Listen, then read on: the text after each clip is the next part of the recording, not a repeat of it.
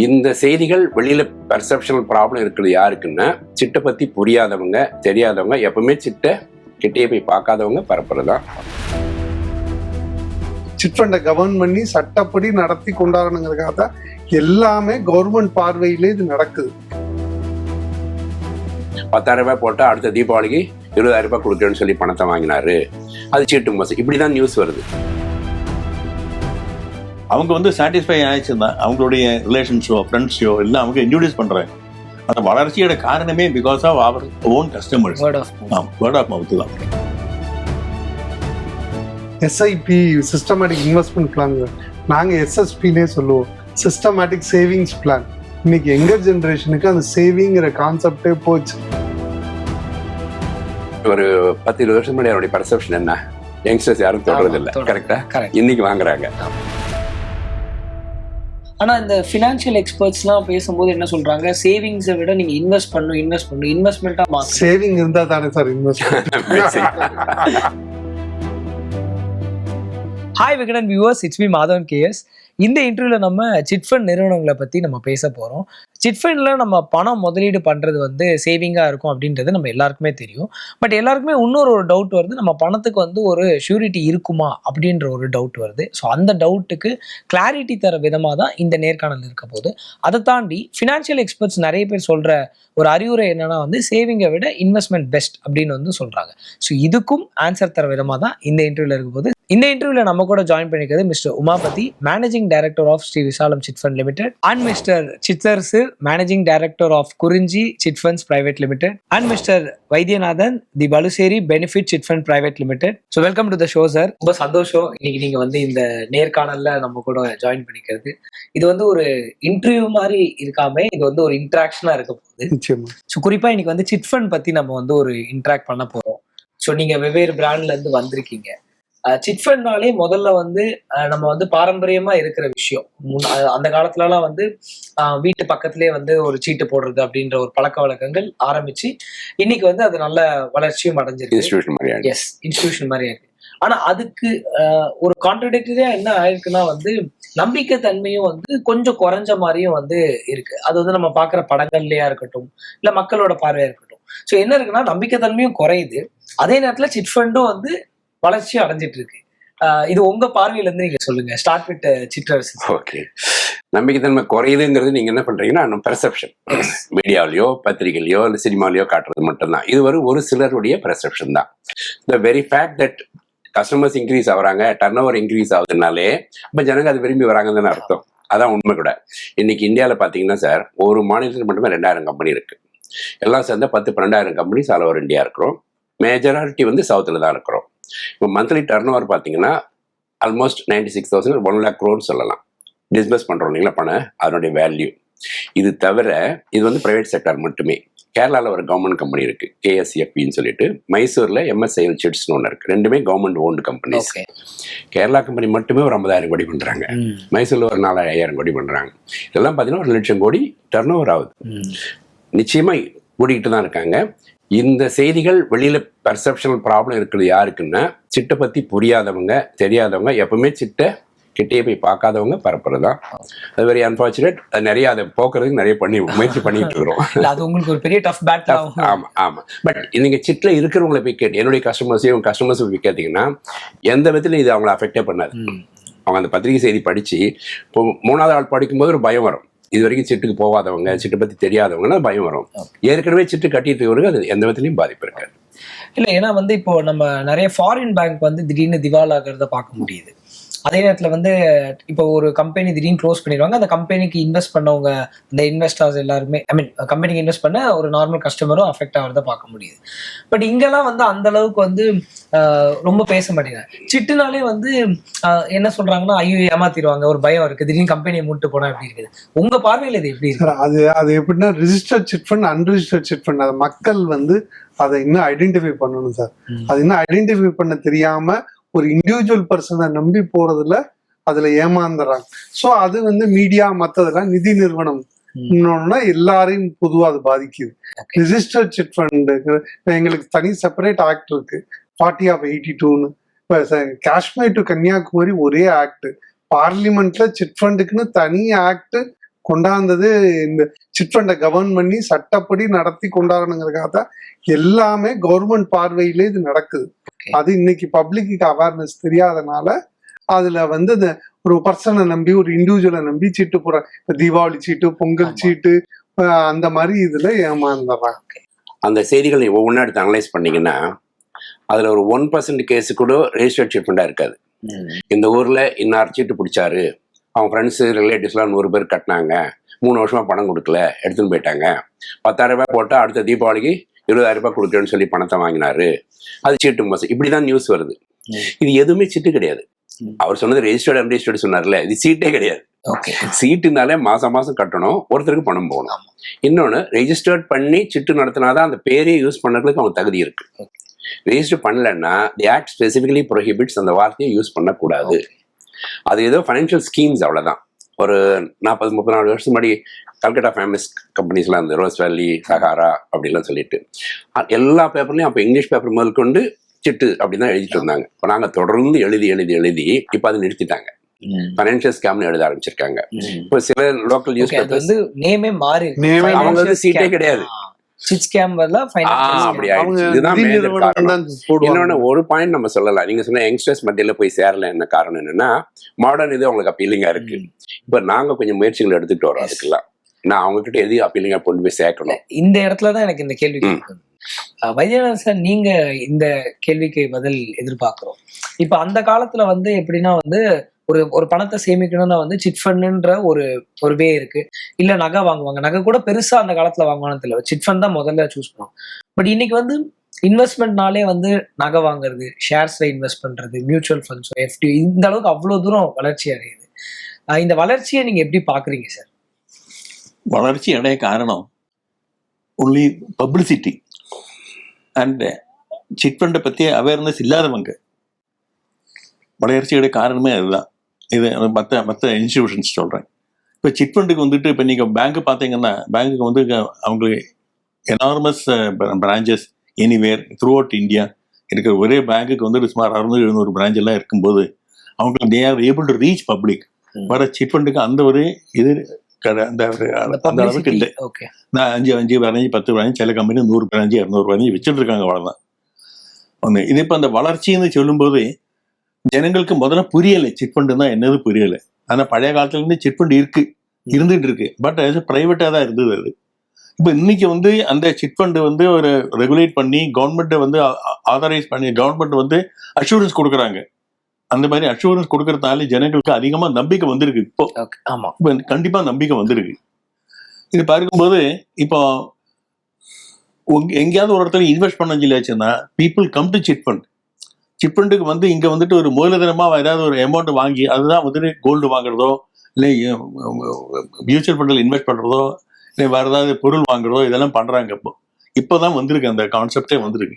வேற டைரக்டா நீங்க பேங்க் போனீங்கன்னா அங்கேருந்து உங்களுக்கு நிறைய ஃபார்மாலிட்டிஸ் அதிகம், பணம் கிடைக்கிறதுக்கு ஃபார்மாலிட்டிஸ் அதிகம், நிறைய ப்ரொசீஜர்ஸ் இருக்கு.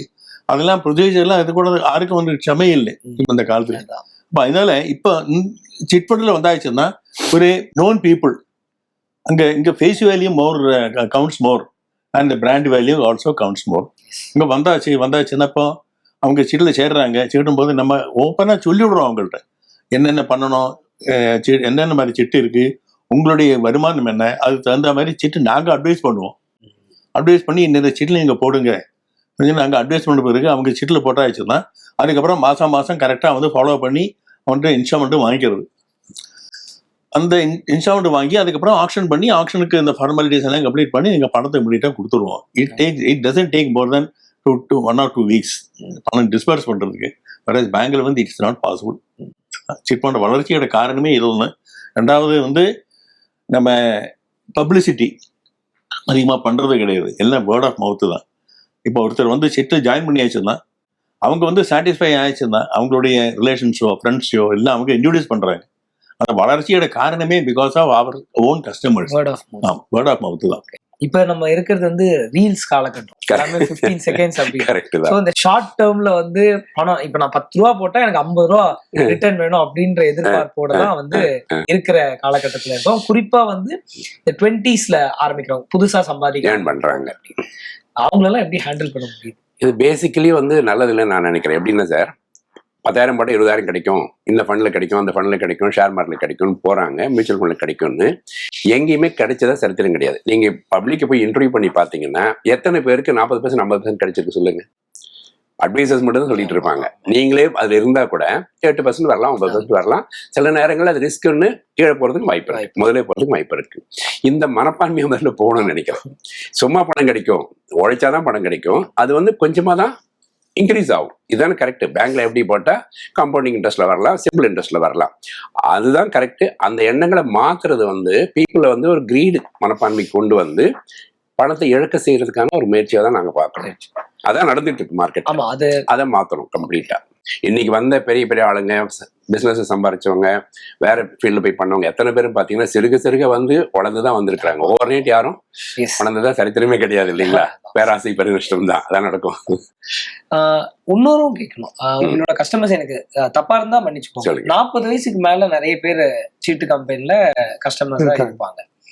இந்த 20 ஜென்சி, இப்போ இந்த 90s கிட்ஸ் தாண்டி ஜென்சி அந்த மாதிரிலாம் போயிடுச்சு. ஸோ இவங்களுக்குலாம் வந்து சிட் ஃபண்டோட அவேர்னஸும் கம்மியா இருக்கு. ஏன்னா அவங்க மொபைல்ல இருக்கிறதுனால ஒரு ஆப்பை டவுன்லோட் பண்ணிடுறாங்க, அதுலேயே இன்வெஸ்ட் பண்ணிடுறாங்க, அதுலேயே அவங்க ரெகுலரா பார்த்துட்டு இருக்காங்க. ஸோ எப்படி ரீச் பண்ண போறீங்க இந்த கஸ்டமர்? அதுதான் இப்போ இந்த வார்த்தை எஸ்ஐபி, சிஸ்டமேட்டிக் இன்வெஸ்ட்மெண்ட் பிளான், நாங்க எஸ்எஸ்பின்னே சொல்லுவோம், சிஸ்டமேட்டிக் சேவிங்ஸ் பிளான். இன்னைக்கு எங்கர் ஜென்ரேஷனுக்கு அந்த சேவிங்கிற கான்செப்டே போச்சு. இன்னைக்கு எல்லாமே ஈஸியா, இன்னைக்கு ஆன்லைன்ல பர்ச்சேஸோ, ஸ்விக்கி ஜொமேட்டோ, ஆன்லைன் என்ன பர்ச்சேஸோ அவங்க பணத்தோட இதுவே இல்லாதனால அவனுக்கு உடனே இப்போ இன்னைக்கு சேவிங்கிற கான்செப்டே போயிடுச்சு. எனக்கு பணம் அவனுக்கு ஈஸியா கிடைச்சி ஈஸியா போறதுனால போற அந்த ஒரு இதனால அவனுக்கு போயிருச்சு. ஆனா இந்த ஃபினான்ஷியல் எக்ஸ்பர்ட்ஸ் எல்லாம் பேசும்போது என்ன சொல்றாங்க, சேவிங்ஸை விட நீங்க இன்வெஸ்ட் பண்ணணும், இன்வெஸ்ட்மெண்ட்டா மாத்தணும். சேவிங் இருந்தா தானே சார் இன்வெஸ்ட்மெண்ட். சேவிங் இருந்தா தானே சார் இன்வெஸ்ட்மெண்ட். ஃபர்ஸ்ட் சேவிங் அதை கொண்டு வந்து எங்க வைக்கிறது. ஓகே, நீங்க கடன் வாங்கி ஒரு இன்வெஸ்ட் பண்றதை விட சேவ் பண்ணி சொந்த பணத்துல, இன்னைக்கு ஒரு இஎம்ஐல இன்னைக்கு ஒரு ப்ராடக்ட் வாங்குறதுக்கும் சிட்டு ஏலம் எடுத்து அவங்க சொந்த பணத்துல கொஞ்சம் 1 மாசம் 2 மாசம் வேணா டிலே ஆகலாம். பட் ஆனா அந்த ப்ராடக்ட் சொந்த பணத்திலே வாங்கலாம். இன்னைக்கு இஎம்ஐ யாருமே இன்னைக்கு ஃப்ரீயா கொடுத்துறது இல்ல. அதுல ஒரு இன்ட்ரெஸ்ட் இருக்கு. அது இன்னைக்கு எங்கர் ஜெனரேஷன் அதை அண்டர்ஸ்டாண்ட் பண்ணி கால்குலேஷன் பார்த்தாங்கன்னா அவங்களுக்கு அந்த டிஃபரன்ஸ் தெரியும். நீங்க சொல்றது ஓவரால் எப்படி புரிஞ்சுக்க முடியுதுன்னா, அதுக்குன்னு ஒரு நேர காலம் எடுக்கும். ஒரு லாங் டேர்மா நீங்க வந்து தொடர்ந்து சேவிங் பண்ணி போட்டு பண்ணாதான் நடக்கும். சிறு சேமிப்பு பெரிய பலன். இன்ஸ்டிடியூஷன்ஸ் அப்படிதான் வளர்ந்துருக்கு, இண்டிவிஜுவல்ஸ் அப்படிதான் வளர்ந்துருக்காங்க. இப்ப இருக்கிற ஒரு அந்த வேகம் வந்து குறையணும்னு நினைக்கிறேன். ஏன்னா குயிக்கா மணி வேணும், ஆப்ல பணம் கிடைக்குதுன்னா வட்டி உங்களுக்கு எல்லாம் கூட தெரிஞ்சிருக்கும், மினிமமே 2% போடுறாங்களா, நான் இப்பதான் கேள்விப்பட்டேன். அதுக்கப்புறம் டிஃபால்ட் ஆனா it becomes 5%. That means average annual போட்டிங்கன்னா 24 to 60%. இது இப்போ எப்போ கட்டி இவர் முடிக்கிறது, எப்போ வெளியில வர்றது, இது தேவையில்லை. எகைன் இந்த பணத்தை எதுக்கு யூஸ் பண்ணிருப்பாருன்னா ரொம்ப அத்தியாவசிய தேவைக்கு இருக்காரு. நிச்சயமா ஏதோ பணம் வேணும் அன்னைக்கு வாங்கிட்டாங்க. On the other hand first save and then spend அங்கிற மனப்பான்மை கொண்டு வந்தோம்னா நாட்டுக்கும் நல்லது, வீட்டுக்கும் நல்லது, அந்த இண்டிவிஜுவலுக்கும் நல்லது. அதுதான் நாங்கள் இப்போ பண்ண முயற்சி பண்ணிட்டு இருக்கோம். இப்போ ஆப்ல பணம் போட்டா நாளைக்கு வரலன்னா யார்கிட்ட போய் கேட்கறது? ஒரு சிட் ஃபண்ட் ஒரு இண்டிவிஜுவல் இங்கே நம்ம போடும்போது அந்த பர்சனை தெரியும், ஒரு பர்சனல் பாண்டிங்கோட நமக்கு பர்சனை தெரியும். இன்னைக்கு ஆப்ல போய் நீ எங்க போய் கிளைம் பண்ண போறோம்? ஒரு எக்ஸாம்பிள் பிட்காயின், நாளைக்கு சப்ஜெக்ட் டு மார்க்கெட், நாளைக்கு நம்ம யார்கிட்ட நம்ம போய் கிளைம் பண்ண முடியும்? இன்னைக்கு எங்கர் ஜெனரேஷன் அதோட சீரியஸ் கான்சிக்வன்சஸ் எல்லாம் தெரியாம போயிட்டே இருக்காங்க. எங்கர் ஜென்ரேஷனோட இன்னொரு ப்ராப்ளம், இப்ப நான் வந்து 20ஸ்ல இருக்கேன். ஸோ என்னோட சர்க்கிள்ல வந்து சிட் ஃபண்ட் பத்தி அதிகமா நாங்க உரையாடலே பண்ண மாட்டோம். ஆனா வந்து எங்க அம்மாவோ இல்ல அப்பாவோ இருந்தா அவங்க அதை பத்தி உரையாடல் இருக்கு. ஸோ எங்கர் ஜென்ரேஷன்ல என்ன ஒரு ப்ராப்ளமா இருக்குன்னா, போதிய அவேர்னஸும் இல்ல. எங்களுக்கு அவேர்னஸ் தாண்டி எங்களுக்கு எப்படி சிட் ஃபண்ட் ப்ராசஸ் தெரியாது. அப்புறம் தான் பிளஸ் மைனஸ் அதுதான். ஸோ அதனால எப்படி ப்ராசஸ் ஆகுதுன்னு இதுக்கும் நாங்க இப்ப ஆரம்பிச்சிருக்கோம் சார் அந்த எக்ஸசைஸ். என்னன்னா first we started going to the colleges now. Students address பண்ணுறோம், காமர்ஸ் ஸ்டூடெண்ட்ஸோ, எம்பிஏ ஸ்டூடெண்ட்ஸோ, இவங்க எக்கனாமிக்ஸ் படிக்கிற ஸ்டூடெண்ட்ஸோ, இல்லை ஜென்ரலாக எல்லாரையும் அட்ரஸ் பண்ணுறோம். அங்கே போய் சொல்கிறதே சிட்டுனா என்ன, இதில் என்ன பெனிஃபிட்ஸ் இருக்குது, எதுக்கெல்லாம் நீங்கள் சிட்டு யூஸ் பண்ணலாம் அப்படின்னு சொல்லிக்கிட்டு வரோம். அவங்க எங்கள் டைரெக்டாக கஸ்டமர்ஸை நாளைக்கால வரப்போகிறது இல்லை, இருந்தாலும் அடுத்த தலைமுறைக்கு இது போய் சேரணும் அப்படிங்கிறத தான் பண்ணுறோம். எங்கள் அசோசியேஷன்லேயும் வரோம் முயற்சி பண்ணி chit funds and young minds group form பண்ணியிருக்கோம். ஆல்ரெடி எங்க ஃபேமிலிஸ் இருப்பாங்க இல்லைங்களா, சிட்ஸ்டர்ஸ், அவங்களுடைய ஃபேமிலி யங்ஸ்டர்ஸ் அடுத்த தலைமுறை ஆளுங்க உள்ள வந்திருக்காங்க. ஒரு 100 பேரை சேர்த்து இருக்கிறோம்.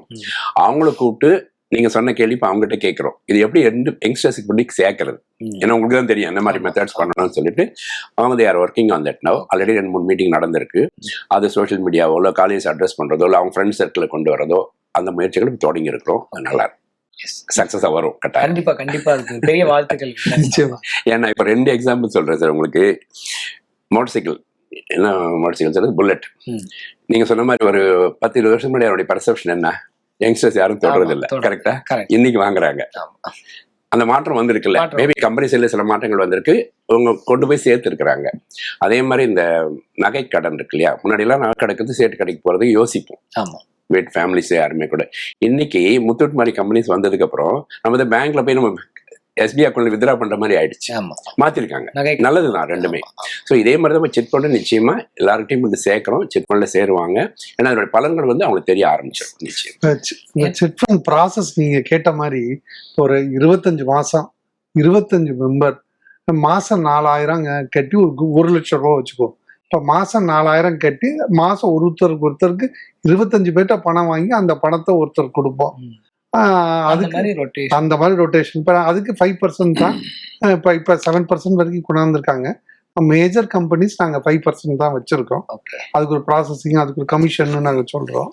ஆமா. அதுல என்னன்னா 4000 கட்டி அவங்க 70,000 வாங்கும் போது இப்போ பிசினஸ் அவங்களுக்கு எல்லாம் ரொம்ப பெனிஃபிட். சேவ் பண்றவங்களுக்கு கடைசியா எடுக்கும் போது அவங்களுக்கு இன்னும் பெனிஃபிட் கூட. இல்ல இந்த பேசிட்டு இருக்கும்போது அந்த பாயிண்ட் பர்சனலா பிடிச்சிருந்துச்சு. சேவிங் முதல்ல இருந்தாதான் இன்வெஸ்ட்மெண்ட்டே ஆகும். ஏன்னா இப்போ பிரசன்ட் டைம்ல வைத்தியநாதன் சார் கிட்ட இந்த கேள்வி கேட்கணும். முன்னாடி வந்து சேவிங்ஸ் இல்லாத ஆளுங்களே நம்ம பார்க்கணும். ஐ மீன் சேவிங் இருக்கும், எல்லார்கிட்டயும் ஒரு எமர்ஜென்சி சேவிங் இருக்கும். இப்ப கடன் இல்லாத ஆளுங்களே அந்த மாதிரி மாறிடுச்சு. எல்லாருக்குமே ஏதோ ஒரு கடன், EMI ஆப்ஷன், அதுவும் தேவையுள்ள கடன் இல்லை, எல்லாம் அன்வான்ட் விஷயம். இப்படி இருக்கும் போது என்னன்னா உங்க அனுபவத்துல எப்படி, ஃப்ரம் யுவர் பெர்ஸ்பெக்டிவ் எப்படி இருக்குன்னா, கடன்லாம் இவ்வளவு நம்பி வாங்குறீங்க, ஆனா சிட் ஃபண்ட்ல ஏன் இன்வெஸ்ட் பண்ணல அப்படின்ற மாதிரி ஒரு கேள்வி வரும். உங்களுக்கு என்ன பதில்? கடன் இப்போ நீங்க சொல்ற மாதிரி இப்போ எல்லாருக்கும் கடன் தான் இருக்கு. தே லீவ் ஆன் கிரெடிட் கார்ட்ஸ். எங்க கிரெடிட் கிடைக்கணும் அங்கே போறாங்க. இப்போ எல்லாம் பிளாஸ்டிக் மணியை எடுத்துப்போம். அப்போ அவங்க என்னென்ன பொருள் தேவை இருக்கான்னா, ஒரு டிபார்ட்மெண்ட் ஸ்டோருக்கு போகிறோம், ஒரே ஒரு பொருள் வாங்குறதுக்காக தான் நம்ம போவோம். அங்கே போகும்போது 5 பொருள் வாங்கிட்டு வரோம். அது தேவையில்லை, ஒரு பொருள் தான் வாங்கணும். அதுக்காக தான் நீங்கள் போகிறீங்க. ஆனால் இது கார்டு கையில் இருக்கிறதுனால ஒரு தைரியம், நம்ம வந்து இவ்வளோலாம் வாங்கலாம் ஒரு தைரியம் வந்துட்டு. அந்த மாதிரி இந்த யங்கர் ஜென்ரேஷனுக்கு வந்து அந்த மாதிரி ஒரு கான்செப்ட் வந்ததுனால இப்போ அது அதிகமாக வந்துட்டு நிறைய அந்த பிளாஸ்டிக் மணி யூஸ் பண்ணி எல்லாம் கடனாளி ஆயிடுறாங்க. அப்போ சேவிங்ஸ்ன்ட்டு வரது கிடையாது. இப்போ என்னோட ஃபாதர் என்ன சொல்லுவார் தான், அந்த காலத்திலேயே என் ஃபாதர் தான் ஆரம்பிச்சிருக்காரு இந்த கம்பெனி 1947. அவர் என்ன சொல்லுவார்னா, உனக்கு இன்வெஸ்ட் பண்ணணுமா இன்னைக்கு பண்ணு, கடன் வாங்கணுமா நாளைக்கு யோசனை பண்ணு. இன்னைக்கு பண்ணு இன்வெஸ்ட் பண்ணதான், என்ன நாளைக்கு மனசு மாறி விடலாம் அவனுக்கு. கடன் வாங்குற சப்போஸிங் நாளைக்கு கடன் வாங்கலாம் அப்படின்னா நாளைக்கு ப்ராபப்ளி அந்த கடன் வாங்காத நிலைமையும் வரலாம் உங்களுக்கு. இப்போ அதனால நீ if you want to invest it today, இப்போ want to borrow just post பண்ணி ஃபார் டுமாரோ. அதுதான் அவரோட பாலிசி. நாங்கள்லாம் அவர்கிட்ட கற்றுண்டது. இப்போ நாங்கள் 3rd ஜென்ரேஷன் நாங்கள் வந்து கண்டக்ட் பண்ணுறோம். எங்களை பொறுத்த வரலாம் 25 பைசா 500 நாள். அந்த பழைய காலத்தில் சொல்கிறேன், 1947 ஒரு 25 பைசா வாங்குறதுக்கு 2 கிலோமீட்டர் 3 கிலோமீட்டர் சைக்கிளில் போவாங்க. அந்த மாதிரி 500 பேரை சேர்க்கணும். 500 பேர் சேர்த்தாச்சுன்னா அந்த 500 ரூபா வரும் நமக்கு. 500 25 பைசா வந்து 125 உங்களுக்கு வரும். 125 ரூபா தான் செட்டு வேல்யூவே. அதில் 5% போயாச்சுன்னா அன்றைக்கும் 5% தான். அதில் 6,500 ரூபா 6,000 ரூபா நமக்கு வரப்போகிறது கமிஷன். அவ்வளோதான் வரும் நமக்கு. இன்னைக்கு அது போய் அந்த 25 பைசா 50 பைசா 1 ரூபா 2 ரூபா போய் இன்னைக்கு கிட்டத்தட்ட 1 லட்சம் ரூபா 2 லட்சம் ரூபா எல்லாம் கட்டணும். சாதாரணமாக கட்டம் பெரிய ஆயிடுச்சு. சிட் ஃபண்ட் அதான் வளர்ச்சி இருக்கு. வளர்ச்சி இல்லையே சொல்ல முடியாது, கண்டிப்பா வளர்ச்சி இருக்கு சிட் ஃபண்டுக்கு. சிட் ஃபண்ட் நம்பி டெஃபினட்டா வராங்க. ஆனா சாரி சொல்ற மாதிரி எங்கர் ஜெனரேஷன் எப்படி ரோப்பின் பண்றது, அது அவங்களை எப்படியா கொண்டு வந்து அவங்களை சாட்டிஸ்ஃபை பண்ணி அவங்களுக்கு கன்வின்ஸ் பண்ணணும். முதல்ல இந்த காலத்துல நீங்க பாத்தீங்கன்னா, நீங்க எங்கர் ஜெனரேஷனுக்கு வந்துட்டு ஏதாவது ஒரு மேட்டர் சொன்னீங்கன்னா அதுக்கு நம்ம if you are able to give ஒரு கன்வின்சிங்கா ஒரு ஆன்சர் கொடுக்கும் போது ஃபாலோ பண்ணுவாங்க, இல்லைன்னா பண்ண மாட்டாங்க. எங்கர் ஜெனரேஷன் அதாவது நிறைய கொஸ்டின்ஸ் கேட்பாங்க நம்மள்கிட்ட. சிலதான் நமக்கு புரியாது, சிலவங்க புரியாது நமக்கு. அப்போ அந்த எங்கர் ஜெனரேஷன் எப்படியாவது நம்ம கொண்டு வந்து அந்த இன்னும் அதே மாதிரி சிட் ஃபண்ட் நடத்துறவங்களும் வந்து எங்க ஜெனரேஷனுக்கு கொண்டு வந்துட்டாங்கன்னா அங்கதான் மேட்ச் ஆகும் உங்களுக்கு. ஓகே. இப்ப 60 வயசு 50 வயசு 60 வயசு 70 வயசு இருக்கவர் வந்து 20 வயசு போயிட்ட பேச்சு வச்சா கேட்க மாட்டான் எப்பவுமே. தட் இஸ் கான்செப்ட் இப்போ இல்லையா? இப்ப அது இங்க இப்ப அதே லெவல்ல இருக்கிற அதே பேட்ச் ஆற மாதிரி ஒரு எங்க ஒரு என்டர்பிரனர் இருந்தா தான் அவங்க கொண்டு வந்தா நல்லது. அவங்கெல்லாம் கன்வின்ஸ் பண்ண முடியும். நான் சொன்னா கன்வின்ஸ் ஆறுது இல்லை. அதனால இப்ப சார் சொல்ற மாதிரி இப்ப காலேஜ் அங்க இன்ஸ்டியூட் எல்லாம் போய் ப்ராபகண்டா பண்ணிட்டு இருக்கு. அண்ட் நம்மளும் வந்து நம்ம இப்ப இருக்கிற கம்பெனிஸ் வந்து எங்க ஜெனரேஷன் வந்து ஃபாலோ பண்ணி அவளை வந்துட்டு இப்ப ஆரம்பிச்சிருக்காங்க. அதுக்கு சரியான முயற்சி பண்ணிட்டு இருக்கோம். அப்போ வந்துட்டு இருக்காங்க. நெக்ஸ்ட் ஜெனரேஷன் வந்துட்டு இருக்காங்க. இப்ப நீங்க சொன்னதுல இன்னொன்னு, இந்த எங்க ஜெனரேஷன் குயிக் மணி குயிக் ரிட்டர்ன்ஸ் நம்பி போறாங்க இல்லைங்களா?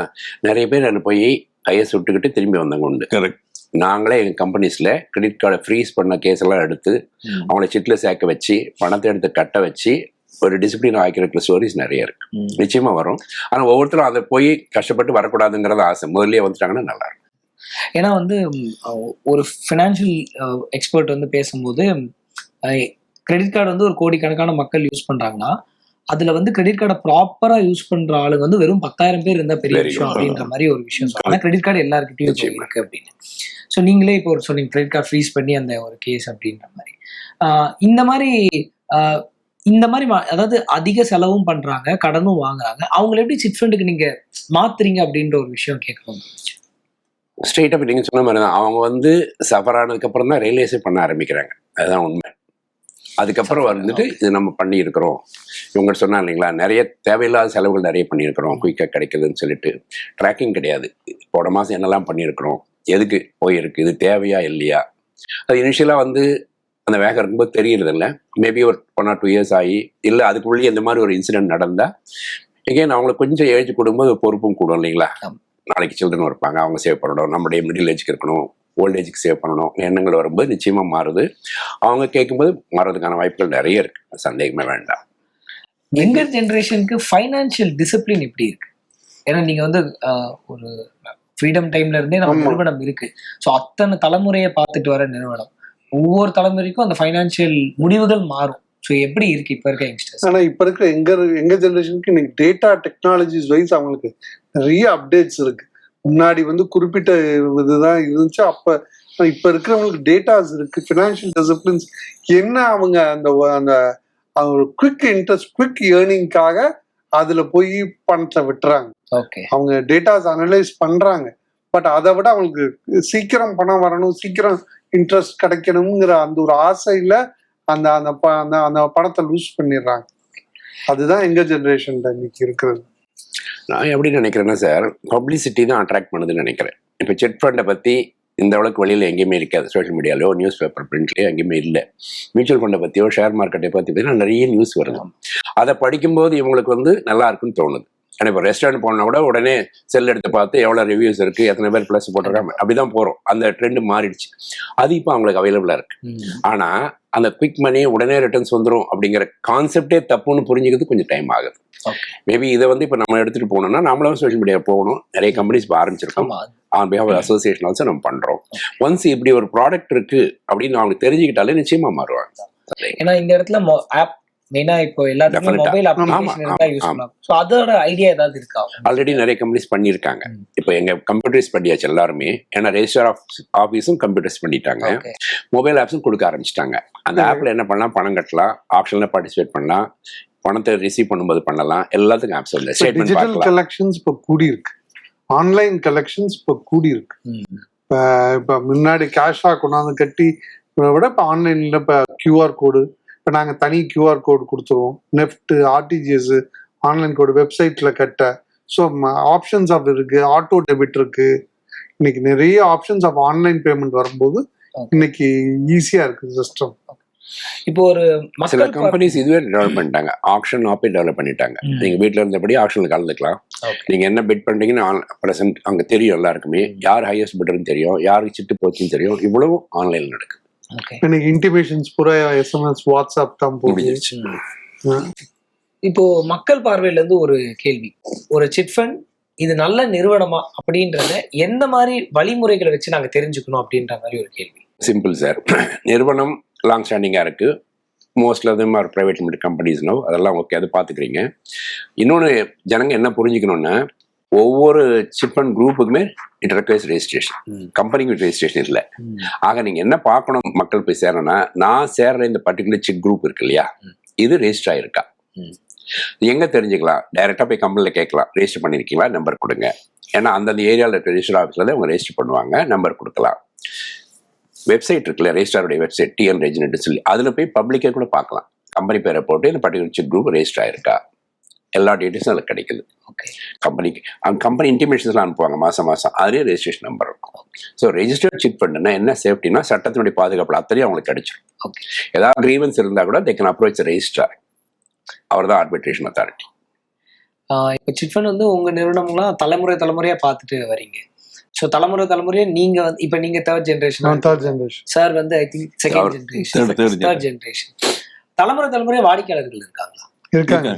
ஏன்னா இப்போ யங் ஜென்ரேஷன் பத்தி கேட்கறதுனால தலைமுறை வாடிக்கை எங்கள்கிட்ட சார் இப்போ ஒரு வயசுல ஒரு குழந்தை பிறந்தாச்சுன்னா உடனே அதுக்கு இன்வெஸ்ட் பண்ணி விடுறாங்க சிட்டுல. ஓகே. அப்போ மதரை கார்டியனை போட்டு இன்வெஸ்ட் பண்றாங்க இதுல. தட் இஸ் அந்த மேக்சிமம் ஏஜ் எங்கள்கிட்ட இருக்கிற சப்ஸ்கிரைபர் வந்து 92. 92 வயசுல ஒரு கட்டின்னு இருக்காரு பணம். 92 இயர். ஒரு வயசுல இருந்து 92 இயர் வந்து இப்ப அவங்க ஜெனரேஷன்ஸ் எல்லாம் கட்டுறாங்க. அல்ல அவர் இன்னைக்கும் கட்டின்னு இருக்காரு. அவர் பென்ஷன்ல இருந்து பணம் கட்டின்னு இருக்காரு. அவர் என்ன எழுதியிருக்காருன்னா, நான் வந்து இறந்து போகும்போது இந்த பணத்தை வந்து என்னென்ன ட்ரஸ்ட்டுக்கு கொடுக்கணும் வந்துட்டு எக்ரிமெண்டே போட்டு கொடுத்துட்டேன். You should go to the trust அப்படின்னு கட்டின்னு இருக்காரு. ஒரு வயசுல இருந்து 92 வயசு வரைக்கும் எல்லாம் சொல்றேன். அது oldest subscriber is 92 year old. And youngest வந்து ஒரு வயசு. ஸோ தலைமுறை அவங்களும் கண்டினியூ பண்ணிட்டு இருக்காங்க.